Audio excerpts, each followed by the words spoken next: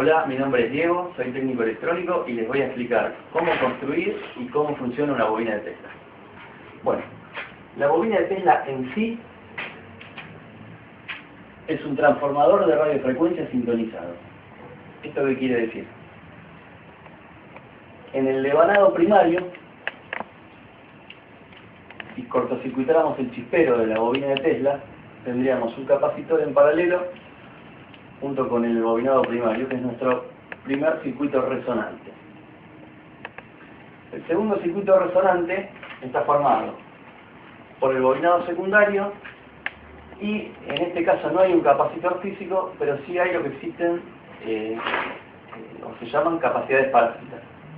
Las capacidades parásitas son la que está formada por el electrodo de descarga y tierra, y a su vez, si hiciéramos un corte transversal de la bobina, podemos ver que las espiras de bobinado en el centro son metálicas, están rodeadas por un aislante. A continuación tenemos otra espira que también en el centro es metálico, rodeado por un aislante, y entre cada espira, por esta disposición mecánica, se genera un pequeño capacitor.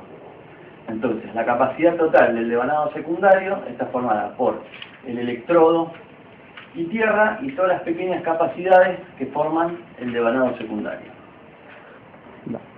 Bien, entonces ahora vamos a explicar cómo funciona la bobina de Tesla. Obviamente, como es un transformador de radiofrecuencia sintonizado, funciona con corriente alterna, y la forma de generar esa corriente alterna y de alta frecuencia es lo que se llama un oscilador por chispa, que está formado por el capacitor, la bobina y un chispero. Cada vez que salta una chispa, se genera una oscilación que se amortigua bastante rápidamente. Esta disposición, por lo que yo investigué, en principio la habría inventado Marconi. Pero en esa época Marconi y Tesla, y hasta creo que Edison, trabajaban juntos, y en realidad, muy posiblemente, la invención del oscilador por chispa, que además se utilizó después, luego lo utilizó Marconi para hacer transmisiones, habría sido inventado por Tesla. En una publicación que leí hace poco, leí que a Tesla le otorgaron la patente post-mortem. Bien. Vamos a hablar ahora un poco de la fuente de alta tensión que alimenta este capacitor. En este caso, la fuente está formada por 3 transformadores de microondas, donde sus devanados primarios están conectados todos en paralelo a la línea de la red domiciliaria, y todos los secundarios están conectados en serie para sumar sus tensiones individuales. Un transformador de microondas suministra aproximadamente 2000 volts a la salida y alrededor de 300 mA. De esta manera, sumando todas las tensiones, vamos a tener a la salida total 6000 volts y 300 mA, porque están conectados en serie, lo que nos da aproximadamente 1800 watts de potencia. Luego van a ver que en la línea de alta tensión hay conectadas 2 bobinas suplementarias, que son choques de radiofrecuencia, el choque 1 y el choque 2. Estos choques tienen la función primordial de que la tensión de radiofrecuencia que se genera en estos puntos no retrocedan hacia el transformador. O sea, presentan una muy alta impedancia a la tensión de radiofrecuencia. ¿Esto por qué? Porque, tal como expliqué, en el caso de las capacidades parásitas en una bobina, los transformadores también tienen capacidades parásitas, no solo entre sus bobinados, sino entre el bobinado primario y el secundario.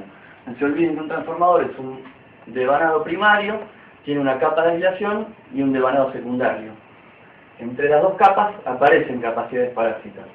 Si nosotros no colocáramos los choques de radiofrecuencia, parte de esa tensión podría ingresar hacia el circuito primario, la red eléctrica, y además inclusive dañar la aislación de los transformadores.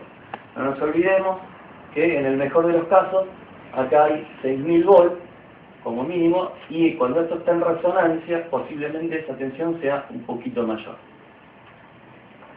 Cortamos. Dale. Bien, ahora les voy a explicar cómo calcular el capacitor, que es uno de los componentes principales, les diría, de una bobina de Tesla. En realidad, el valor del capacitor podría llegar a ser cualquier valor, siempre y cuando después podamos sintonizar la frecuencia de resonancia del emanado primario junto con la del secundario. En las publicaciones que yo leí, además de usar cálculos muy complicados, todos en general llegan a una deducción, que es que cuanto más grande es el capacitor, mayor energía hay acumulada y mayor tensión tenemos a la salida. Además, si lo piensan de la siguiente manera, cuanto más grande sea el capacitor, más pequeña tiene que ser la bobina para una frecuencia determinada. Esto lo que va a hacer es que, si nosotros ponemos un capacitor grande, vamos a tener menor cantidad de espiras en el primario y vamos a tener una relación de transformación muchísimo más grande. En la práctica no podemos poner cualquier capacitor ni infinitamente grande, porque no tendríamos una fuente que sea capaz de alimentarlo. Entonces lo que vamos a ver ahora es cómo calcular el capacitor más grande que se puede colocar en una fuente determinada. Para ello necesitamos conocer la impedancia de nuestra fuente, que se calcula de la siguiente manera. En este caso, la impedancia de la fuente o de cualquier elemento se calcula la tensión entre sus extremos dividido la corriente que lo circula. Tenemos la tensión, que es la suma total de las tensiones parciales, habíamos dicho 6.000 volts, dividido 300 miliamperes. Esto nos da 20 kiloohm de impedancia de nuestra fuente. Ahora bien, ¿cómo se calcula la impedancia de un capacitor?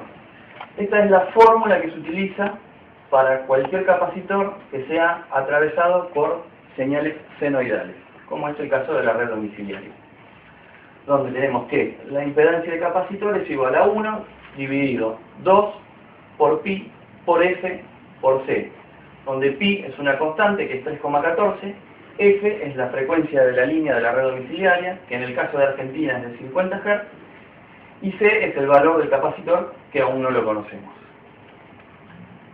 2 por pi por f es lo que se llama velocidad angular. En cualquier publicación, en realidad, esta fórmula la van a encontrar como que la impedancia de un capacitor es igual a 1 dividido omega por c, donde omega es 2 por pi por f. Ahora bien, nosotros lo que queremos conocer es el valor del capacitor. Y como premisa, lo que vamos a tener es que nosotros deseamos que la impedancia del capacitor sea igual a la impedancia de la fuente. De esa manera vamos a extraer toda la energía posible de nuestra fuente. Entonces operamos matemáticamente, cambiamos C por XC y nos queda que el valor del capacitor va a ser igual a 1 dividido 2 por pi, que era la constante 3,14, por 50 Hz, que es el caso de la frecuencia de nuestra red domiciliaria, por 20.000 ohm, que es lo que calculamos como impedancia de fuente. El valor resultante va a estar expresado en faradios. Esto es 0,000000159 faradios, que no es ni más ni menos que 159 nanofaradios. Hasta la tercera posición son milifaradios, en la sexta posición son microfaradios y en la novena posición son nanofaradios.